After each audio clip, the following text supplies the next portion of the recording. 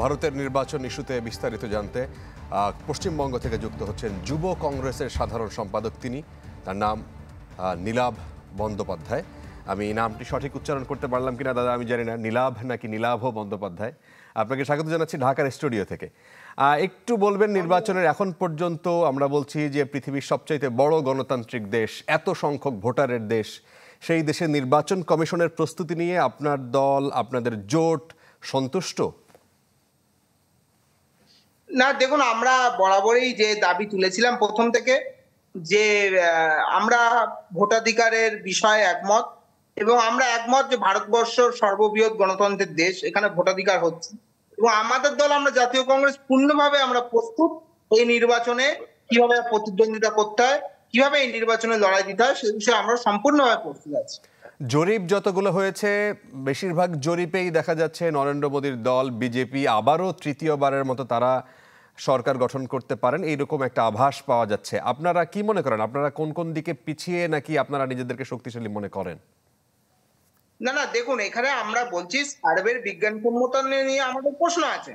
কারণ একটা সার্ভে কতটা বৈজ্ঞানিক ভাবে হচ্ছে, একটা ভারতবর্ষের মতো দেশে আপনারাও জানেন প্রায় 100 কোটির কাছাকাছি ভোটার আছে।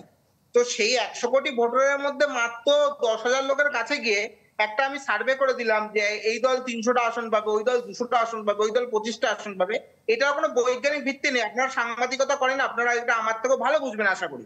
তো সেই জায়গা থেকে আমরা পূর্ণভাবে আস্থাশীল। আমরা এক্সিট পোলেও বিশ্বাসী না, ওপিনিয়ন পোলেও বিশ্বাসী না। আমরা বিশ্বাসী মানুষের রায়দান, মানুষের পোলে। আর সেই মানুষের রায়দান আমরা বিশ্বাস করছি ভারতবর্ষের মানুষ 10 বছরের বিজেপি শাসন আজকে অতিষ্ঠ, তাই আবার জাতীয় কংগ্রেসের সেই শাসনকে ফিরিয়ে আনতে গণভোটের আকার দেবেন। পশ্চিমবঙ্গের কি পরিস্থিতি? সেখানে যে জরিপ দেখলাম সেখানে কংগ্রেসের, তৃণমূল কংগ্রেসের নাম আসছে, বিজেপির ব্যাপারটাও আসছে, তারাও শক্তিশালী হচ্ছে। বামদের সেভাবে জরিপে আমরা খুঁজে পাচ্ছি না, কংগ্রেসকেও সেইভাবে আমরা দেখলাম না জরিপে। এটি নিয়ে কি বলবেন, আপনাদের মত কি? না, দেখুন, আমি আবারও বলছি পশ্চিমবঙ্গের বিষয়টা একটু আলাদা সারা দেশের থেকে। দেখুন, আমরা যারা পশ্চিমবঙ্গের মানুষ তারাও আমরা বাংলাভাষী, আপনারা বাংলাদেশের মানুষ, আপনারাও বাংলাভাষী মানুষ। বাংলাদেশে আমাদের বহু আত্মীয় স্বজন আছে, বন্ধু বান্ধব আছে, আমি তাদেরকে শুভেচ্ছা জানাই আপনাদের চ্যানেল মারফত। প্রথমত দেখুন, পশ্চিমবঙ্গে আজকের দিনে দাঁড়িয়ে যেভাবে দুর্নীতিকে কার্যত প্রাতিষ্ঠানিক আকার দিয়ে বসেছে, ওই কার্যত এই তৃণমূল দল, তৃণমূলের সরকার, ঠিক সেই জায়গায় তার বিরুদ্ধে আমরা প্রত্যেকে একজোট হচ্ছি, পশ্চিমবঙ্গের মানুষ রায়দান করবে। এবং আমি বলে রাখছি, এই রায়দান 4 জুন যখন রেজাল্ট বেরোবে আপনারা দেখে নেবেন। কার্যত তৃণমূলের বিরুদ্ধে, বিজেপির বিরুদ্ধে কংগ্রেস এবং বামফ্রন্টের যে জোট হয়েছে তার পক্ষে দাঁড়িয়ে।